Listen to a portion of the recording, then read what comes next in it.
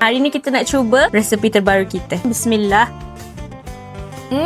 Sumpah lah, sedap weh. Egg dia dengan kita punya ubi leka tu masuk betul. Satu hari, satu menu ubi leka, rasa kampung yang tak pernah hilang. Hari ni, kita guna ubi siap masak dari ubi leka. Tenang je sebab tak payah kupas, potong, rebus atau lenyek. Terus guna, ubi pun manis dan lembut. First, gaulkan ubi leka dengan susu full cream sampai sebati. Lepas tu, dalam bekas lain, gaulkan 3 biji telur, gula, susu full cream dan esen vanila sampai sebati. Bila dah siap, ambil gaulan ubi tadi sebagai base, masukkan ke dalam bekas, cukup separuh bekas je. Masukkan ke dalam air fryer dan bakar 5 minit pada suhu 160 darjah supaya base tu set sikit. Keluarkan sekejap, tuangkan pula sebatian telur hingga memenuhi baki bekas. Masukkan semula ke dalam air fryer dan bakar selama 25 minit pada suhu 160 darjah sampai elok masak dan cantik permukaannya. Siap, egg tart ubi leka lembut, berkrim dan manis-manis je. Memang ngam lah untuk tea time. Nak dapatkan egg tart macam saya ni, nak buat sendiri, awak boleh grab di beg kuning kita sekarang.